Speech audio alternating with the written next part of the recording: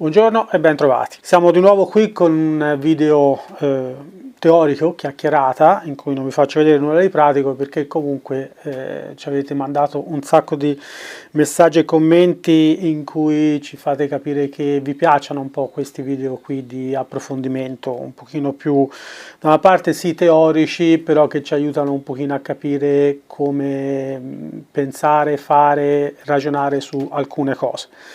In particolar modo, come avrete visto dal titolo di questo video, oggi vi vogliamo portare un po' di informazioni riguardo a quello che è da un punto di vista scientifico le differenze sostanziali che sono state rilevate tra un approccio di addestramento etologico verso quello più tradizionale.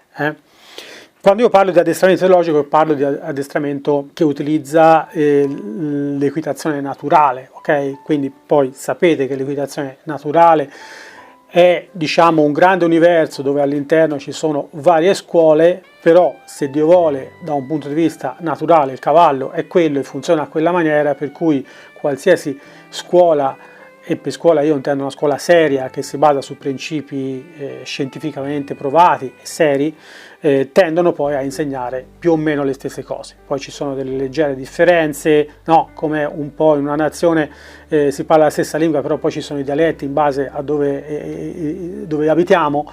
È un po' la stessa cosa anche all'interno dell'equitazione in generale, anche in quella tradizionale, così. Quindi torniamo all'argomento del video, però tra un attimo.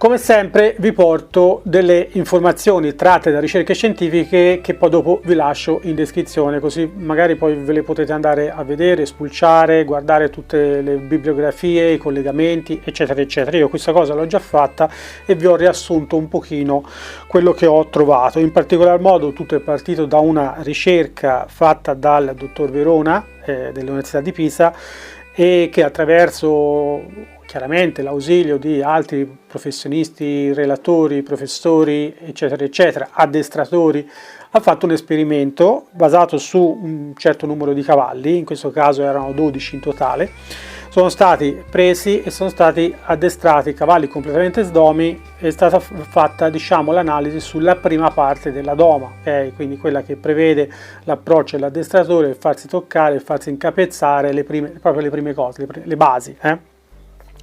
Cos'è che è venuto fuori?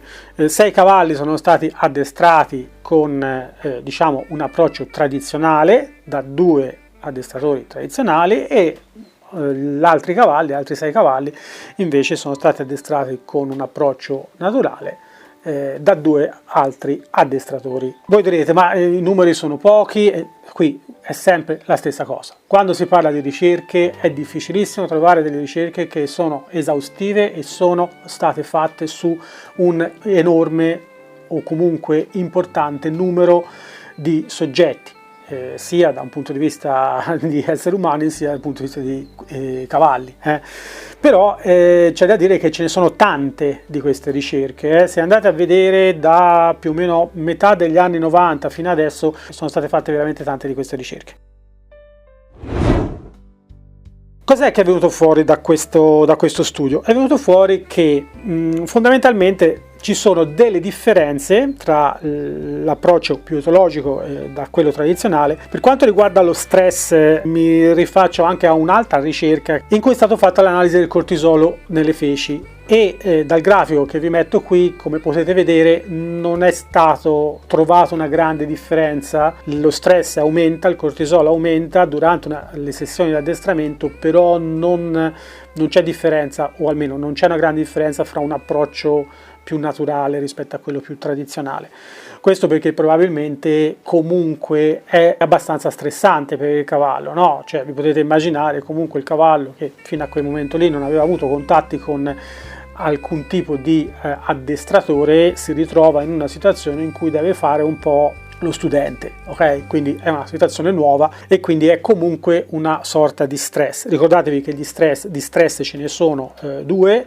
L'eustress è lo stress buono, ok? Quindi quello che ci permette di imparare cose nuove. Anche noi quando usciamo fuori dalla nostra zona di comfort e facciamo qualche cosa che non abbiamo mai fatto, impariamo qualcosa che non abbiamo mai imparato prima, comunque siamo sottoposti a una sorta di stress, quindi lo stress è buono, diciamo non fa male, quello che fa male è lo stress cattivo. Mi sembra che ne parlo già anche in un altro video di questa cosa qua.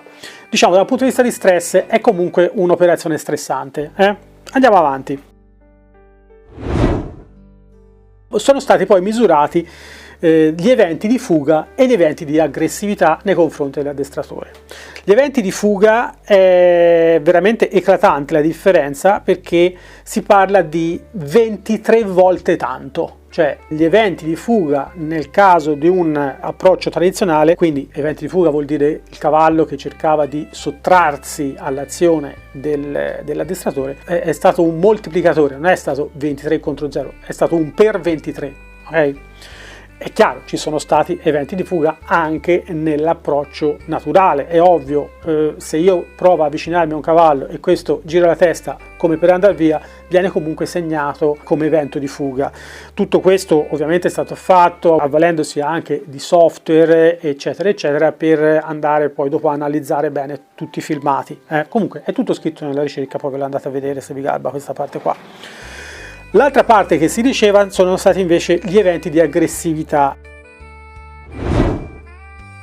Ecco, gli eventi di aggressività sono stati 5 cavalli su 6 hanno avuto eventi di aggressività verso l'addestratore, mentre nel caso dell'approccio naturale gli eventi di aggressività sono stati un bello zero spaccato.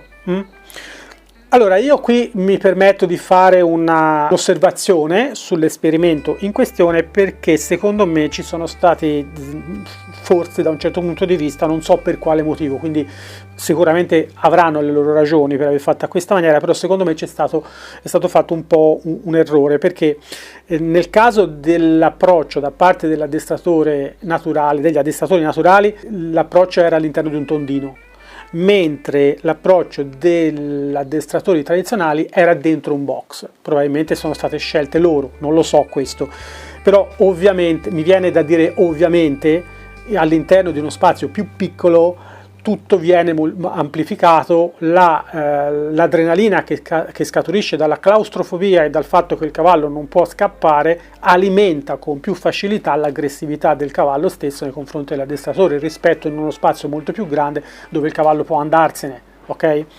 Però c'è da dire che gli eventi di fuga sono stati comunque molto minori, per cui questo potrebbe compensare un po' il tutto. Comunque, eventi di aggressività sostanzialmente sono stati tutti dalla parte dell'addestramento tradizionale, eventi di fuga sono stati enormemente maggiori quelli per quanto riguarda l'approccio tradizionale.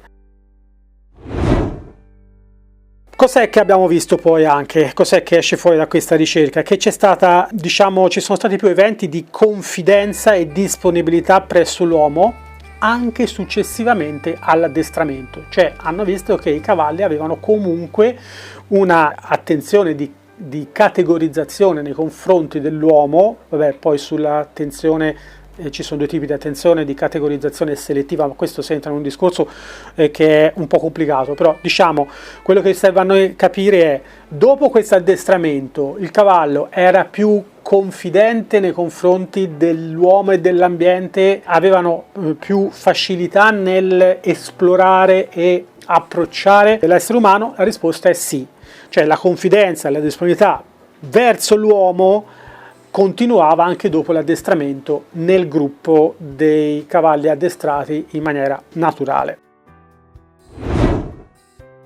La domanda che viene spontanea a questo punto, visto e considerato che ci sono molte ricerche che sostengono quello che abbiamo detto fino ad ora, non è la prima, questa è, mi sembra, se non mi ricordo male, del 2007, ma ce ne sono anche altre, del 2005, di McGreevy, del 2017, Christensen e altri. Quello che sosteneva McGreevy, per esempio, è che riguardo alla pericolosità, alcuni ben noti studiosi di etologia equina applicata come McGreevy, pur mettendo in dubbio che la tecnica di doma simpatetiche dei sussurratori salvaguardino il welfare del cavallo più dei metodi tradizionali, riconoscono l'atteggiamento più rilassato e la minor tendenza a manifestare risposte avversive nei cavalli domati etologicamente, concludendo che lavorare con questi animali è più facile e sicuro.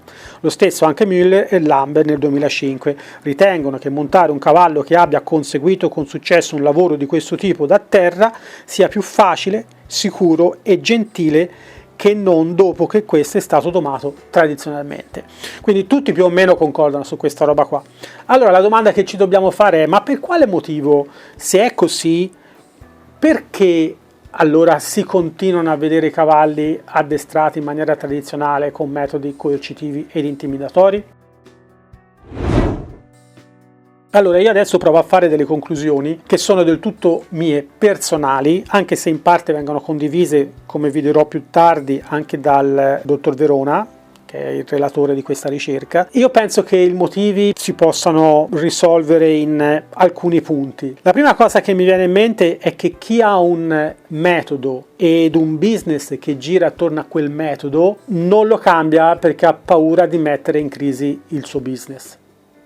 Ho sempre fatto così, ci ho tirato su casa e famiglia, continuo a fare così. Non sto dicendo che è giusto o sbagliato, io sto cercando di dare delle giustificazioni, perché se da una parte abbiamo le ricerche scientifiche che ci dicono che è palesemente peggio fare in una certa maniera, perché continuiamo a fare a quella maniera? Mi immagino io che ci possano essere motivi di questo genere. Un altro motivo secondo me potrebbe essere che molti addestratori si improvvisano, oppure sono autodidatti, completamente autodidatti, o hanno investito poco o niente nella loro formazione e quindi chiaramente fanno un po' con quello che sanno e non si rendano conto che sanno poco. E questa roba qua la trovo anche come riscontro nelle parole del dottor Verona, che dice: se le tecniche di doma etologica offrono una valida alternativa alla doma tradizionale, generalmente più coercitiva, il fascino che queste esercitano sulle persone è enorme e ciò ha determinato la comparsa di molti domatori improvvisati che per vari motivi non ottengono i risultati sperati da un punto di vista di tutela del benessere animale o di performance.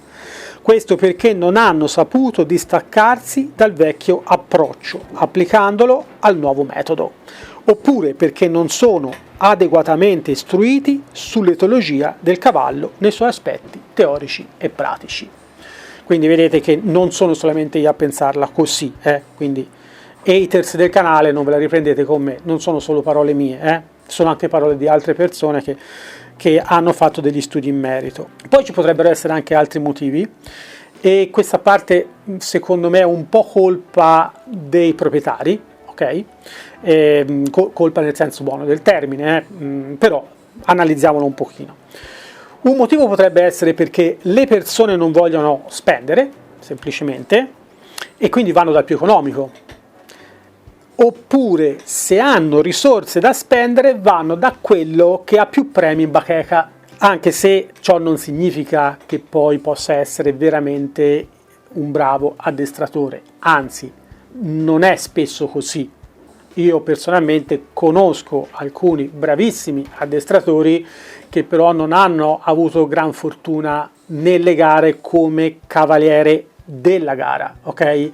Perché sono due situazioni un po' diverse, perché io posso essere un bravo addestratore, ma poi quando sono di fronte a un pubblico in un'arena con tutta una serie di situazioni emotive che mi si vengano a creare dentro, posso fare anche degli errori madornali che nulla hanno a che vedere con l'addestramento. Faccio un esempio, io venendo dal reining, porto un esempio del reining, ma questo sono convinto che è applicabile in tutti gli altri contesti.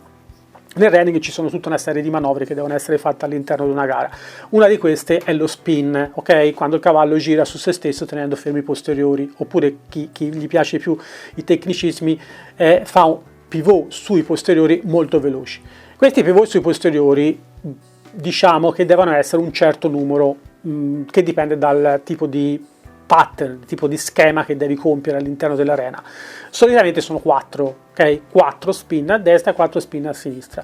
Bene, io vengo buttato fuori dalla gara, vengo buttato fuori vuol dire che mi viene dato 0 e posso andare a casa immediatamente, posso anche non finire lo schema, ok? Pattern, quello che si chiama pattern, posso anche non finirlo, nel momento che faccio quell'errore vado a casa. se faccio 5 spin, okay? Invece di farne 4 ne faccio 5, ciao, posso andarmene anche subito perché mi danno 0 come score. Quello non significa che non sono un bravo addestratore, diciamo che non sono un bravo presentatore del cavallo, non riesco a rimanere concentrato, mi dimentico il pattern, ok? Parto a sinistra invece che partire a destra, faccio lo stop al centro quando invece lo dovevo fare da un lato, capite quello che voglio dire?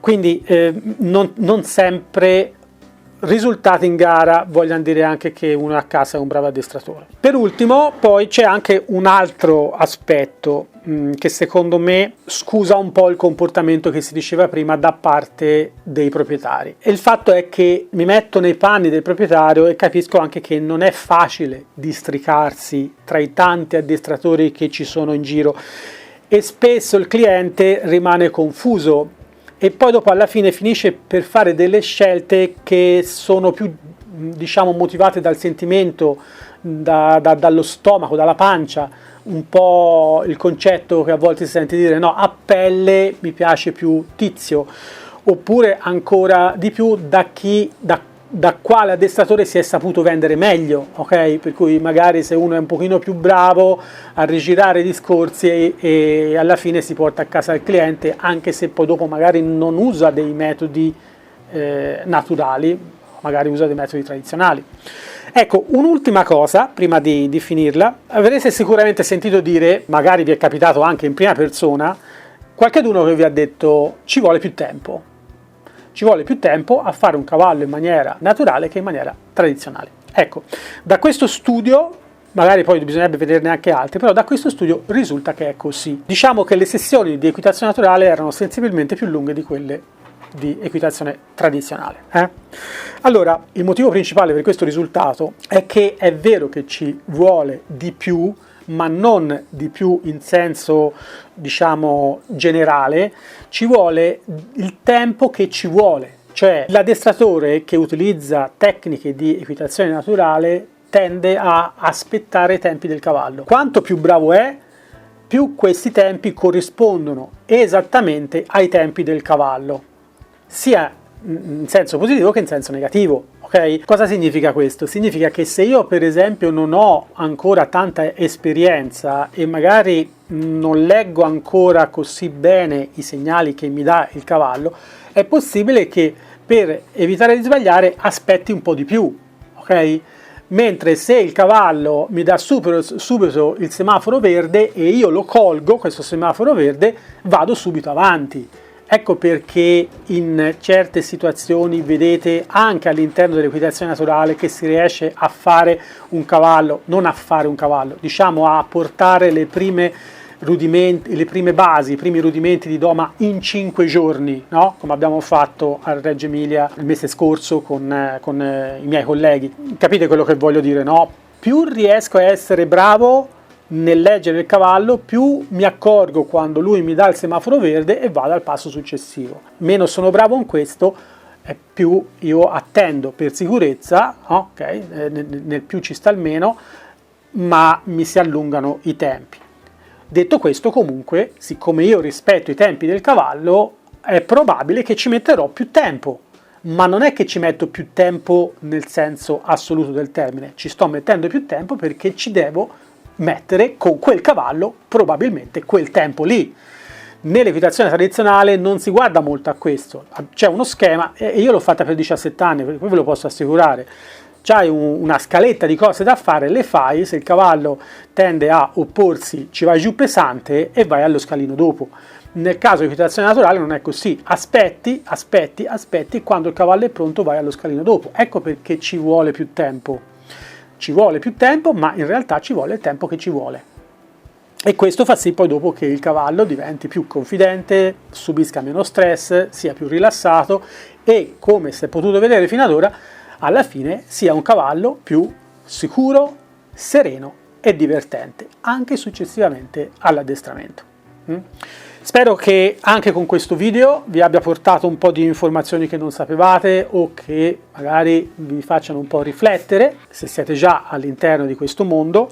Se vi capita delle persone che magari sono ancora dubbiose sulle qualità e l'efficacia dell'equitazione naturale, condividetegli questo video, fatelo vedere e poi dopo loro trarranno i loro risultati da soli. Non vi mettete a discutere perché, come diceva la mia povera mamma, non c'è più sordo di chi non vuol sentire.